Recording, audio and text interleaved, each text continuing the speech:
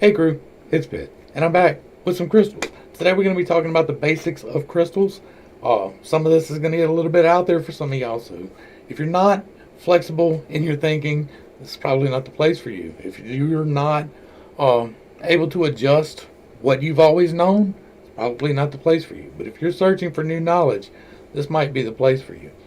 Uh, we're going to be talking about how we classify crystals. We're going to use a scientific method. I'm going to let the military explain it to us right now. Now, I want to show you a piece of quartz crystal in its natural form. Now, if we were to examine this carefully, we can see that the quartz crystal has a hexagonal cross-section. That is to say, it has 6 sides. Now, also, quartz crystal in its natural form has pointed ends. This one doesn't because a primary cut has already been made on this crystal. Now, let's take a look at this drawing so that we can determine more about the quartz crystal. There are 2 views. The top view indeed shows us that the quartz crystal has a hexagon shape, 6 sides, while the lower view points out that indeed the quartz crystal in its natural form does have pointed ends.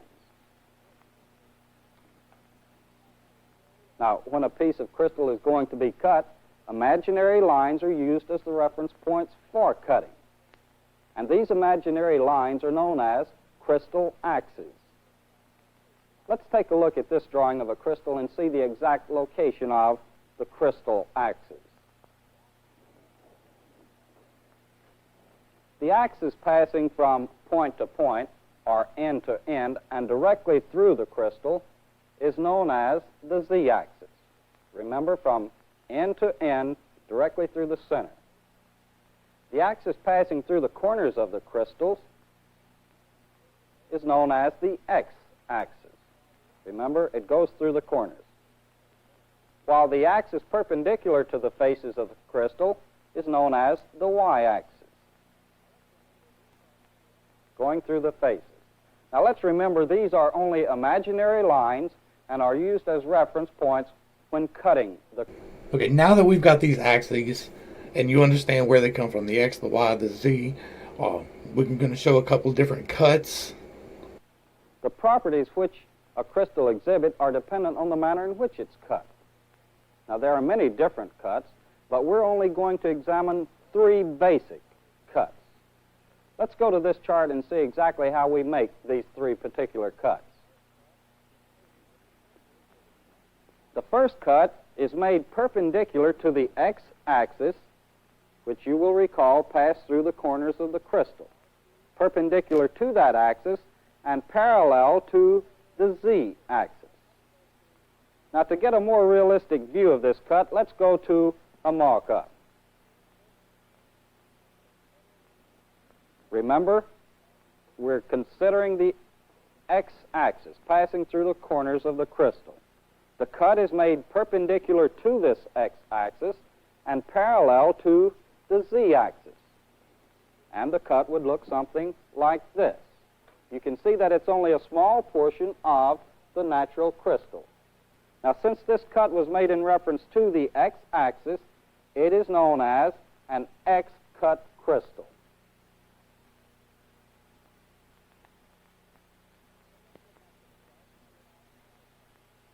Okay, let's go back to the chart and see how another cut is made. For this cut, we will use the y-axis, which passed through the face of the crystal. This cut will be taken perpendicular to the y-axis, and it also is parallel to the z, which you will recall ran through the center of the crystal. Remember, perpendicular to the y, parallel to the z. And again, to get a more realistic view of this cut, let's go back to the mock-up. Remember, the y-axis passed through the face of the crystals in this manner. We'll cut perpendicular to that and parallel to the z-axis. And we come up with our second cut, which in this case, since we took it in reference to the y-axis, would be known as a y-cut crystal.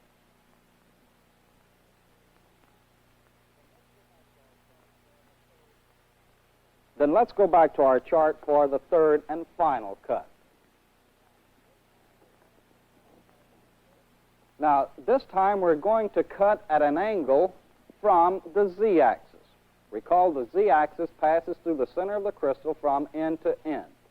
And for this cut, we'll cut at a 35-degree angle from the z-axis.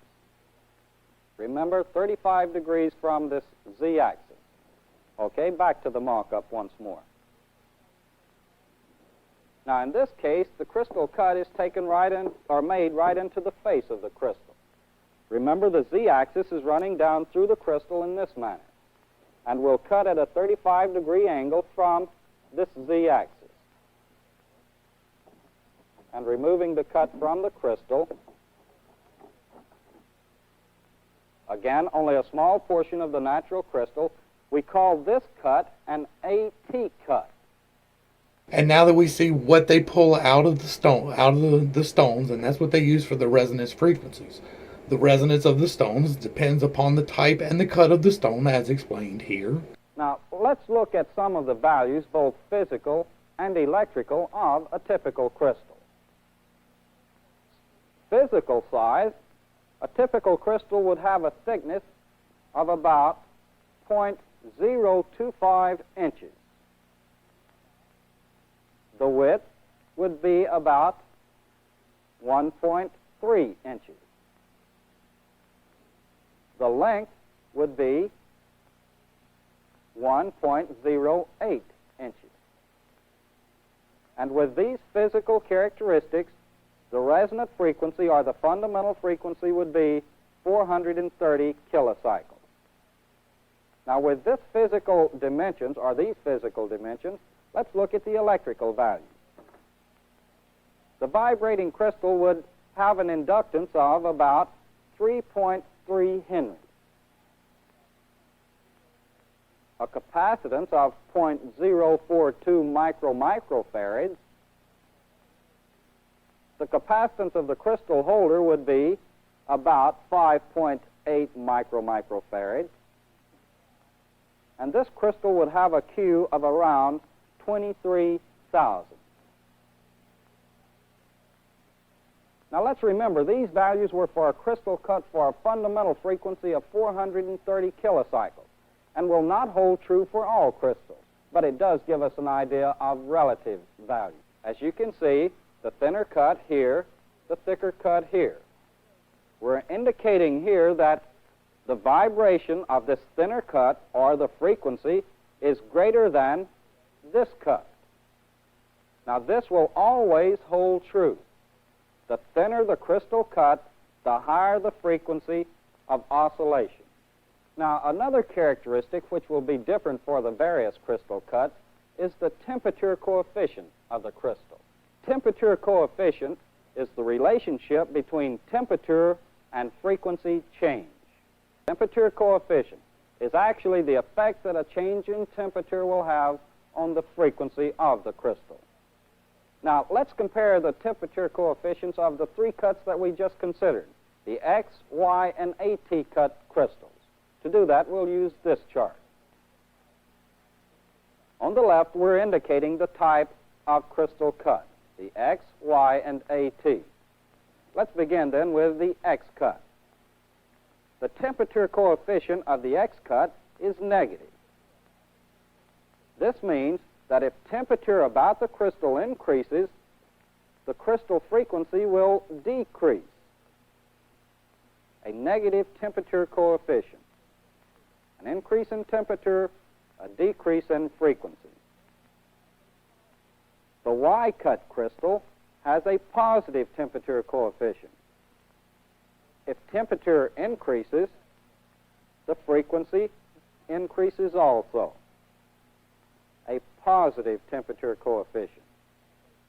The AT cut crystal has a zero temperature coefficient. That is to say, as long as the temperature ranges between 40 to 50 degrees centigrade. Remember, as long as the temperature is within this range, the frequency of oscillation will remain the same. Then the AT cut has a zero temperature coefficient. And now that we know that the different stones, cut and size, make a difference in its vibrational frequency, input and output, what it can take and what it gives out, we need to understand that these different axes are what they use to classify the different types of stones. There are 7 stones, including one extra, eighth, completion of the octave, that is the unformed stones. It is either a little bit too hot or too cold, right, on both ends of the extreme. It encompasses all of the things. It is the raw materials. It's called amorphous.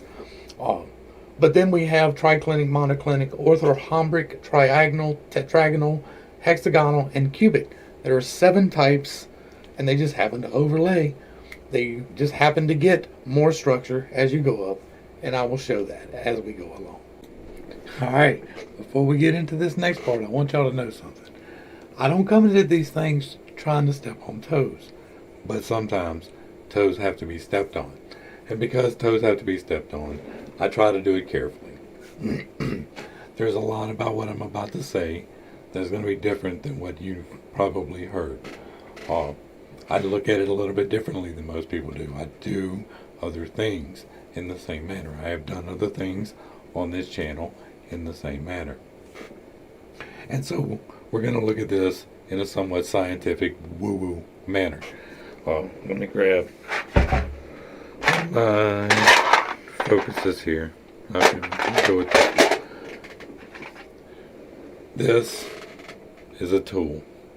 This tool right here allows you to focus vibrations from the human body.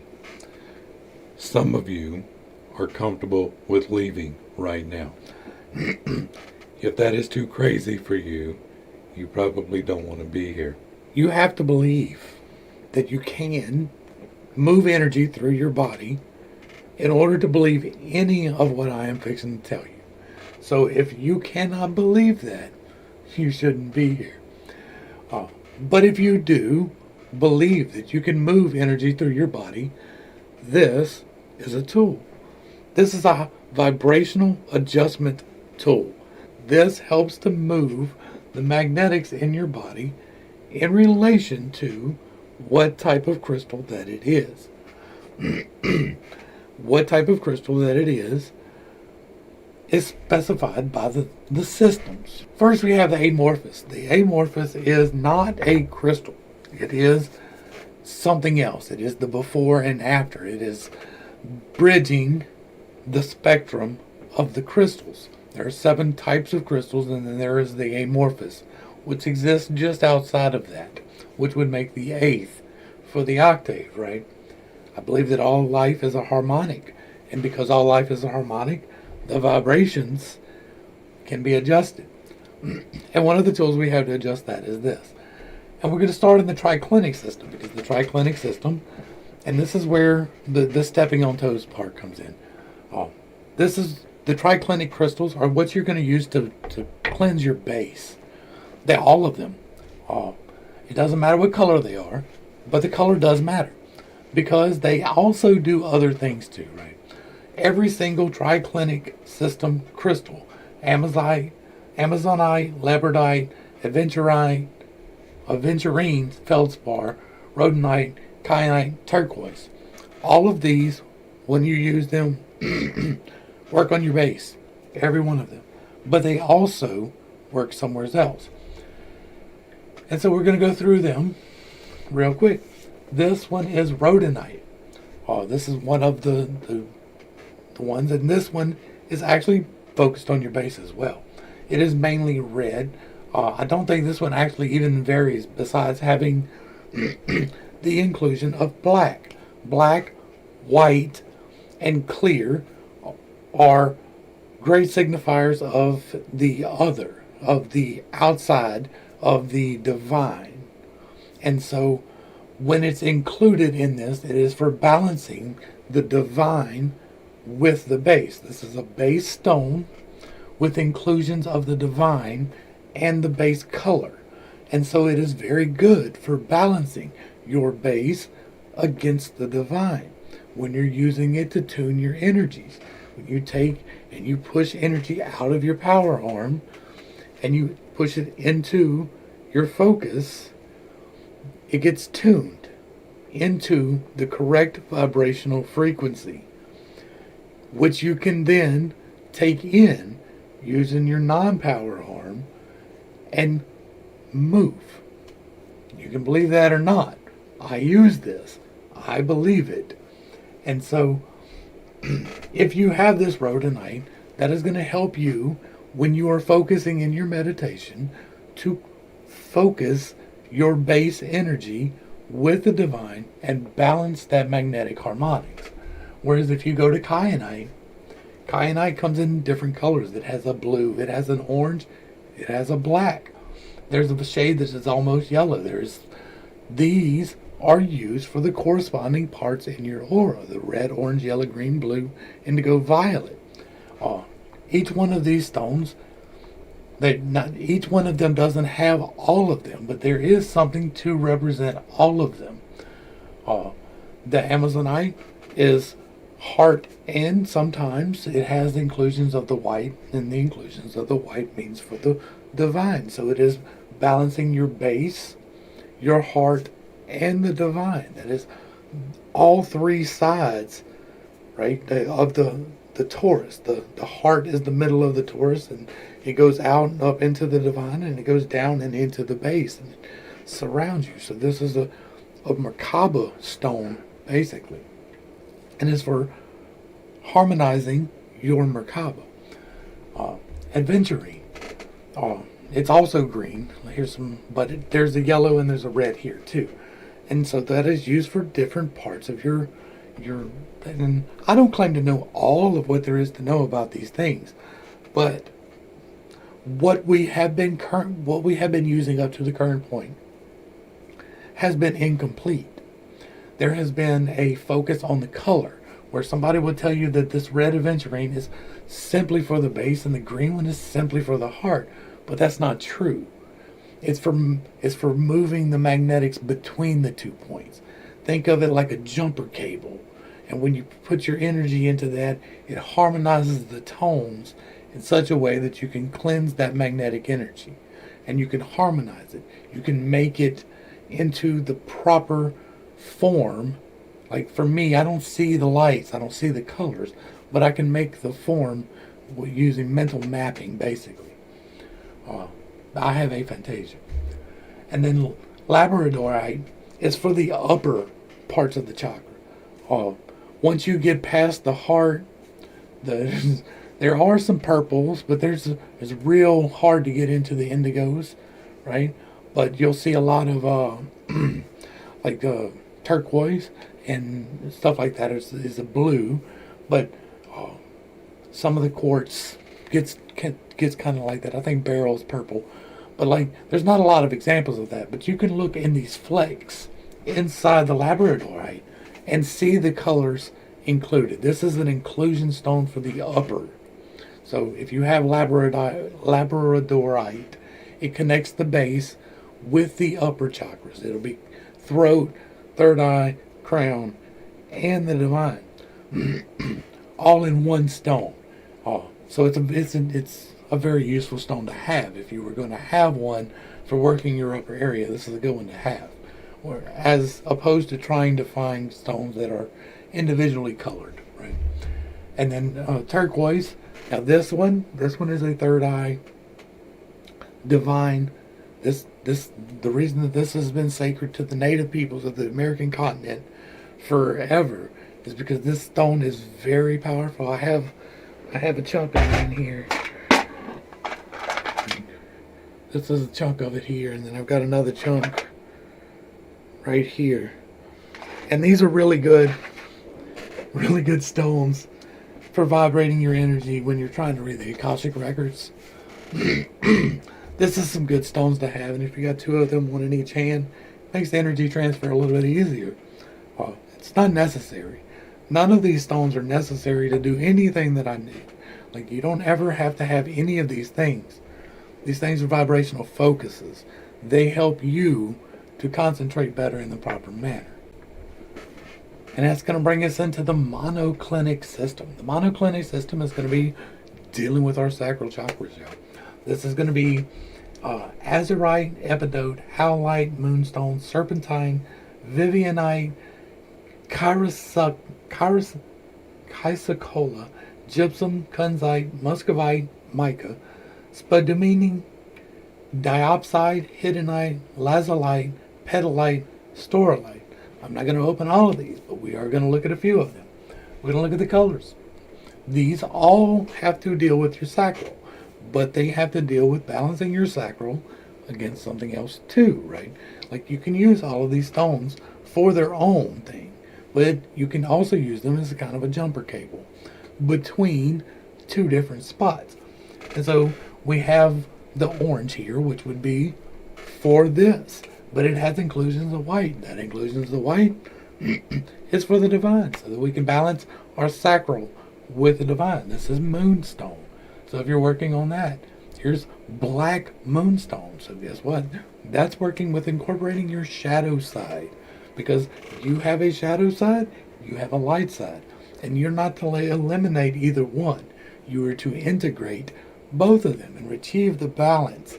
So a black moonstone can be very beneficial in that. I have a very tiny little flake of that. I've got to get some more. And then we have epidite. Epidite is more into the greenish, and just yellow and green, so it's working a little bit higher in the stack. We're getting into our solar plexus and the beginnings of the heart. You can use this for either one of those and for your sacral. Here you can really see the energy of the monocloud because it's the rapid growth. This is the beginning of real structure. This is when it starts forming into crystalline surfaces without the well-defined structure of a cubic, but enough that you can tell, hey, this is going to be a crystal, right? The serpentine is going to be dealing with the heart. This one is really good for balancing your heart. Like, this is a really good stone for balancing your heart. And it has, like, you can get this one that is like yellow into green with the white or with the black for working shadow side. And they have it with the yellow into green and white for working the light side. It is a really good one for integrating those points. If you don't have any other heart stone, this would be the one to have because it is really good at that. Just look at those. Look at those stones. Those are beautiful. Anyway, I'm not here to pitch their site, even though there's prices on all of this. None of this is affiliated with me at all. And then azurite, these are just really good examples. They put all the pretty stuff out so you can see it and maybe you want to buy it. There are prices on here. You can find it at crystalage.com. It has nothing to do with me. But the azurite is the blue. Then we're getting into the upper. But again, we see the combination of the uppers. Like this is a combination stone. It's for the upper register. There's blue, but this is another good one to have if you don't have anything else, right? You can really use this one to touch more than one spot. And then the final one we're going to look at in this example is the howlite, because this is a really good example of using it. This is the same stone with different mineral inclusions, so it comes out in different colors. And each of those different colors helps you in a different way. They've got red, you've got indigo, we've got purples, we got blues, we got greens. Anything you want to balance, you can find right here for your sacral spot. None of this is orange, but this stone itself is the frequency of the sacral. And that's what I'm really trying to show here. The common understanding of this is that the colors make a difference, and it does. It's just there's a bigger difference made by the actual stone itself. And the way that we've been classifying them hasn't been full or complete. Alright, so orthorhombic system is going to include alexandrite, chrysoberyl, dumonterite, iolite, ziosite, and delusite, chrysoberyl, enstatite, tanzanite, celestite, danbarite, hemimorphite, and topaz. We're going to look at a couple examples of these. This stone in particular is going to be focused for your solar plexus. This is the 4 points. Let's look at it here. The three mutually perpendicular twofold axes is the defining characteristics of these stones. Uh, See the lines, right? If you got a tiger's eye, I don't have my tiger's eye on me, but I do have one, and if you look at it, it's got these lines like this. Y'all can see it. There's a blue one right here that y'all can, but this is another one that comes in a lot of colors. It is for balancing the other auras against your solar plexus, because all of your auras are supposed to be aligned against each other. As long as they are all properly aligned and you have a fully functioning stack, you can access your divine, and you can have access to the divine wisdoms and the peace of knowing that comes with that. But it takes a lot of work, and these are used as tools to help you do that. And like, it's hard to find a yellow stone, y'all, so this is the good one to have for a yellow stone. You can use it just for your solar plexus, and at yellow, this is a great stone to have. A yellow cat's eye is perfect, right? A blue cat's eye is going to balance your solar plexus and your third eye.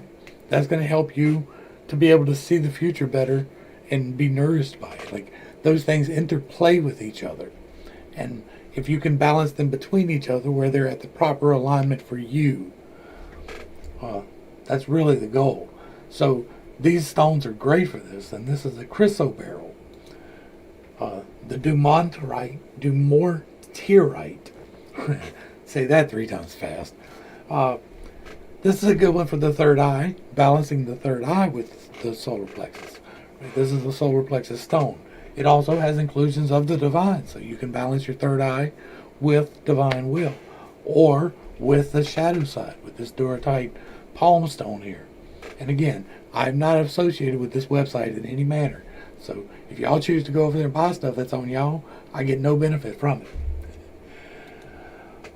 This one is a really good one right here. This is for balancing your shadow side with the various places, right? You're dealing with your sacral, but you're also dealing with your heart here. You're also dealing with your base here. And you're dealing with your shadow.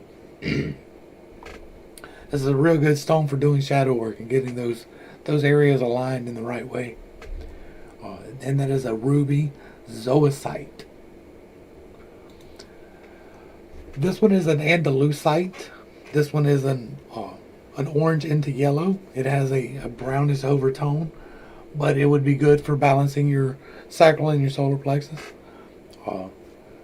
and somewhat with some shadow work. I didn't really like the very examples. But then here we got celestite. Celestite is another one that's really going to upset some people, because people will associate this with crown, and that's close. But it's actually divine. This is the divine balancer for your sacral. And so it works with your crown, kinda. But that's because you're receiving the information from the divine. And there's a lot of misinterpretation between the crown and the divine there. The divine is the force that surrounds you. That is the Merkaba, right? You have the 7 internal, and then you have the 8th completion of the octave, the beginning of the next octave, that surrounds and encompasses all of them, and it takes all of the different colors and creates the new color of white as the divine color. And you have the white and the dark, because you have a light and a dark side, and you have to balance them. Like, you don't want to be too bright white, you don't want to be too dark black, but a nice subtle shade of gray is quite alright. And this in particular is for balancing that. This works on your light side. There are stones for your darker side to balance. We've talked about several of them. But this one in particular is really good for balancing your solar plexus with the divine. And so I wanted to put a special emphasis on that, because this is one that is, like, you can't misuse any crystal, right? You can't. It's to a large degree subjective. The way that I do it resonates personally with me, and it may not be the way that you would do it. May not be a way that you would recognize. But I can tell you unequivocally that the way that I do it works for me. And the way I do it is to push energy through the stones, into the stones, and refine that energy according to the vibration that the stone is based upon, using the colors as a guide to help, as a jumper cable, as a booster, as a junction between two different zones. Alright, so now we're into the trigonals. The trigonal system is going to be representing the heart, right? And so examples are going to include AJ, calcite, hematite, quartz, ruby, tiger's eye, amethyst, carnelian, jasper, rhodochrosite, sapphire, tourmaline, aventurine, citrine, phenakite, rose quartz, rarely crystallizes, and smoky quartz.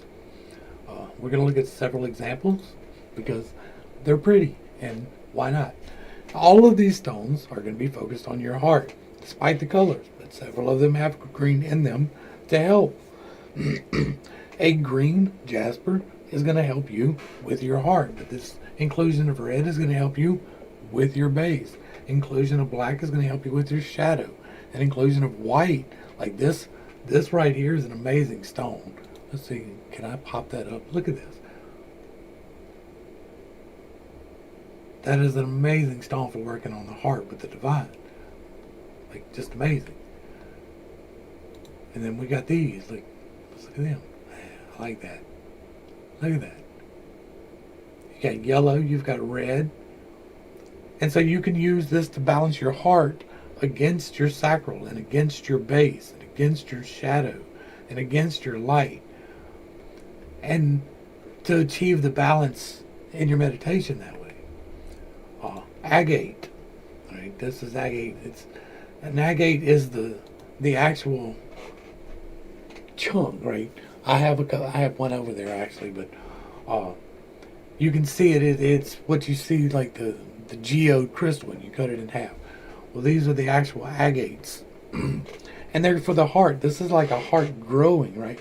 It's like a crystal growing out. Like it really is quite heart-like. And there's several colors and there's several inclusions so that you can balance your heart against many different things with a slice of agate. So if you get the proper agate, you can balance your heart against your whole body. Like, look at this one. Just look at the possibility there. You've got red, you've got yellow, you've got brown, you've got white. There's probably some tones of blue and green in there. Like, that is an amazingly beautiful piece of balancing equipment right there. And again, I am not associated with this website at all. I just randomly found them, and they have really good examples of pretty stones. This is calcite, so calcite is going to be used for your heart, but here's some orange, so you can use that for your solar plexus, or yellow and use that for your sacral, or clear and use it for your divine, and white. The point I'm trying to make is that the stone itself holds a value in your stack, and then the color also holds another value that is used for another purpose in addition to the actual purpose of the stones. We've got hematite. Hematite's a good shadow work stone. I've got several pieces back here on the board. I just dropped my protractor. Several pieces of magnetic hematite back here on the board that I play with all the time, and I use these to help with my heart. Quartz. Quartz comes in a variety of colors. You can get quartz really cheap. Like these blue quartz tumble stones right here, 96 cents a piece. That's ridiculously cheap, right? $6 for this tumbler full of them. So it's relatively easy to get, and balancing your heart against all of these colors is a great thing. And if you can get all of these colors really cheap, you can use that to balance the other parts too. Like, it's not like it's exclusive to your heart. It just works better for your heart. So you can use a blue one to balance your third eye against your third eye. It's just not as easy as it would be with a third eye stone. And then tiger's eye is absolutely beautiful too. And it's another one that holds a lot of shadow work, fixing shadows. So if you're working on your shadow against your heart and against particularly your solar plexus or your sacral, that's good. It's a good stone to have. Look at that cute. Oh, that's so nice. And then finally, we're going to look at these carnelian. This is a good base. And then, like, you've got several different gemstones here. But this is a good base stone. A base heart stone. Alright, so, tetragonal. That's going to bring us into our throat. Our throat. And we're going to look at some examples, but this includes anatase, rudolite, wolfenite, apophyllite, scapolite, zircon, chalcopyrite, scheelite. Man, that's a mouthful. We're going to look at a couple of examples. This is where structure really starts to show itself. This is where it starts to appear crystalline. This is where we start to see some clarity, some definition begin in a meaningful way. You can see these tiny crystals form and propagate and move forward, but they're becoming their own separate entities instead of facing each other and being a single entity in the lower harmonics. So as we're raising our harmonics, we're getting more separate, more individualized, more structured. This is good for working with the divine. It's clear. I believe there's a yellow variant as well. This is scapolite. We have an indigo scapolite. There is also a purple, and there's a yellow. These are good for using in the upper region, right? This is throat stone. So you're aligning your throat and your sacral, or you're aligning your throat and your crown, whatever the case may happen to be. In alignment with the divine. You see a lot of inclusions with the divine as the higher harmonics go on. This is zircon. Zircon has a variety of colors as well. It's good for working in the lower harmonics with the throat. There tend to be a lot of yellows, reds, and oranges here. And then we have, this is chalcopyrite, also known as peacock ore. It shifts a little bit as you turn it. And it's funny that a throat stone would be able to lie, right? So this is a good one for if you're working on clearing some throat energy and you're working with some lying energy. This is a good place to invest that energy. That's going to bring us into hexagonal. Hexagonal is going to be the third eye. This is going to be the looking forward part, right? This is going to contain apatite, cancrinite, morganite, aquamarine, emerald, sugarlite, beryl, goshenite, and zincite.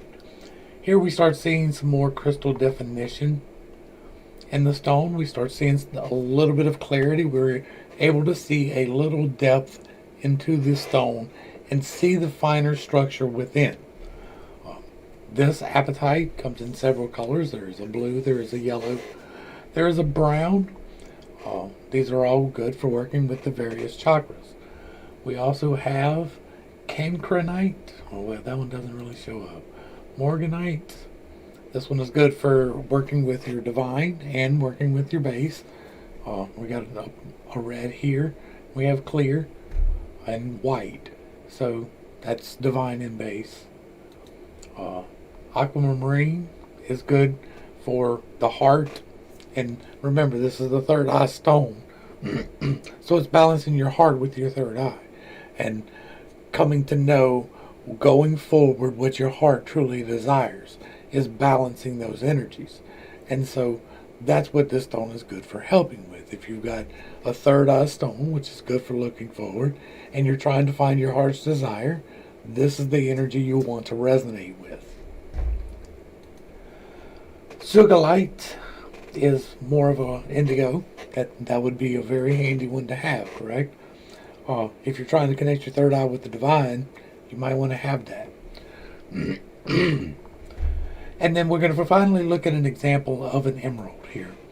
I wanted to pull this up so that we can see the hexagonal shape. This is showing us some clarity. You can see some occlusions here. This is not a premium example of a specimen, but there's some bubble inclusion here, of course. But you can see the lines and the divisions here. When they shape these faces on these stones, they're not really cutting as much as revealing the fault lines on a good stone, right? That's what they do on a well-shaped stone. And when they reveal those facets, it breaks pretty smooth, and then they just polish it from there. And you can see the hexagonal shape of the emerald pretty clearly. This hexagonal shape is repeated in a lattice down through the stone. I pulled this up because it's a decent example of that. And in these higher matrices, if you're working with these higher energies, you need to understand lattices very much, because working at this frequency requires lattice work. So we will get into more of that at another point, but I really want to make sure that's pointed out. Working at the higher frequencies, because the third eye frequency is manifestation. This is pulling into existence things that have, and this is where you have to have your intentionality set. This is where you have to have your motivations pure. This is where you have to have things aligned before you really attract the wrong things unintentionally. So this is where lattice work is very important. And you can see the clarity that is representative of the clarity that you need prior to using these energetic forces. Alright, and that's going to bring us into the cubic system. This is going to be the crown. This is going to be the top, right? This is going to be dealing with getting the divine energy in. This is going to be the focus for receiving divine energy. It's going to be very hard to obtain, such as it is diamond, gold, spinel, fluorite, pyrite, garnet, and silver. We're going to look at a couple of examples just so that we understand that the way that it's chosen is like this is raw diamond. This is what a chunk of raw diamond looks like, and it's a little bit big for y'all, but you can really see some of the definition here. It comes out and it's got points on the ends that you really can't see, but you can see the flat faces right here. These flat faces are part of what makes it a diamond. The 90 degrees here, the fine structure. But this chunk of raw diamond is what you have. It's just raw, unrefined. But if you take the time, you can refine it into, by breaking away facets and cleaning up faces, you can turn it into something that you can channel into, right? That is your chakra cleaned up. When you've done your shadow work, you've done your alignment work, this is what your crown chakra, or your crown chakra, this is the stone for you. This is exceptionally hard to get a hold to, because it's a powerful stone. This is gold. This is gold ore. We've all seen gold when it's been forged and made into things, and it's nice and pretty, but it comes out looking like little squares. And it is a heavy metal, but it's good for focusing things. The reason you have wedding rings is because it imbues a power and a symbiosis between you and your partner, conducted through the rings. And then finally, we're going to look at spinel. This is not one of the lesser known precious stones, but this is a beautiful stone. This is connecting your divine with the base. This is a full body stone right here. And you look at it and it comes out in cubics. So it kind of looks like cubes. Sometimes it's square. But when you make it pretty, when you take the time to focus it, it sure makes a really pretty stone. What we're doing is showing the basis of the stones so that we can use them to help us to achieve the polishing, the knocking away of the faces and cleaning them loose and getting the clarity and providing the structure in our own lives. And now we need to talk about overtones real quick, because the overtones are really what I'm talking about when I say grounding. When I'm talking about the using it as a jumper cable, that is the overtone harmonic of the stone. And here's an explanation of overtones and resonance. Earlier in the lesson, we discussed the various crystal cuts and how each was different from the other. However, they do have one thing in common. That is, they can be made to oscillate at frequencies other than that frequency for which they were cut. Now, when a crystal is used in a circuit in this manner, it's referred to as an overtone crystal. Now, getting a crystal to act as an overtone crystal is nothing more than causing it to oscillate at a harmonic of the frequency for which it was cut. And I might add here that the crystals will oscillate only at odd harmonics of their fundamental frequency. Now, for example, if a crystal was cut for a frequency of 10 megacycles, it can be made to oscillate at 30 megacycles, the third harmonic or the third overtone. You might ask, how is this accomplished? Simply by increasing the feedback to the point where the crystal is shocked into vibrations at the odd harmonic rather than the fundamental frequency. And let's determine what's happening when this is true. Now, here we're indicating the distortions that exist in the crystal when it's oscillating at its fundamental frequency. Here is representing the crystal at rest, no oscillation. Here the crystal is deformed to produce one alternation, and here it's deformed in the opposite manner to produce the other alternation. Now this is when it's oscillating at its fundamental frequency. Notice that the deformities are opposite for each alternation. Now here we're representing the crystal when it's made to oscillate in the third overtone. Now let's notice that the crystal breaks up into 3 layers when it's oscillating at the third overtone. Now this is representing the deformed layers to produce one alternation. Here, the deformed layers for the other alternation. And let's notice that the deformities are opposite for each alternation. Now, if the crystal is made to operate on the 5th overtone, it breaks down into 5 layers. If it's made to operate in the 7th, it breaks down into 7 layers and so on. But I might hasten to add that a crystal cut for a fundamental frequency is limited to only a few overtones. When higher overtone modes are desired, then a crystal is precision ground and mounted in a special holder, and it would be used specifically for these higher overtones. Hopefully that's clear enough of an explanation, but it's a tone not necessarily intended for the cut of the stone. And that's all that really is. And so what we have is when we have a base stone that has a color for the third eye chakra, right? That is a third eye overtone. That is a base note with a third eye overtone, so that you can bring those into resonance, so that you can integrate them, so that you can clear them, and you can work together with those 2 points. So that's the purpose of the overtones. All right, so hopefully I brought a little bit of enlightenment and not too much confusion to a somewhat difficult topic. If you have questions that are not answered here, let me know. Hit me in the comments down below. I will try to address them. We will be doing more videos on this.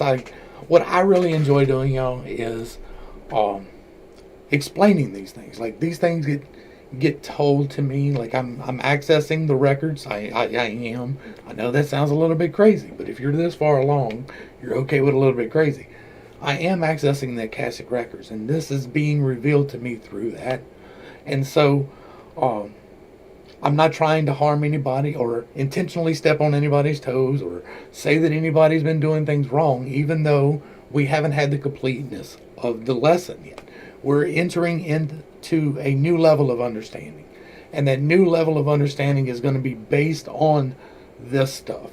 Like, this is literally being revealed for the other side of the shift.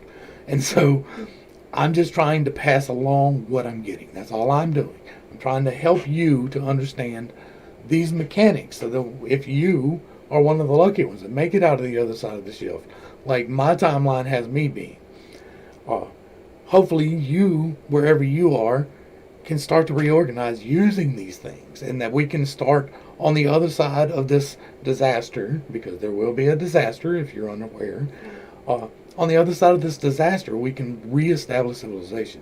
We can reestablish a more useful civilization. Like we've achieved a lot this last 6,000 years, like a lot. But what could we do if we were basing this off of the right things? And what we're going to do now is learn the right things so that we can base them off of that. That's what we're going to do. The planning videos and the things that we need to know for the other side of the shift. And the gate has finally been lifted. I've been put over onto this channel, and so that's what we're going to do. To the crew, thanks for hanging out. I appreciate every single minute that you are here with me, and I am praying for you every single day. Until next time, this has been Pitt. Peace.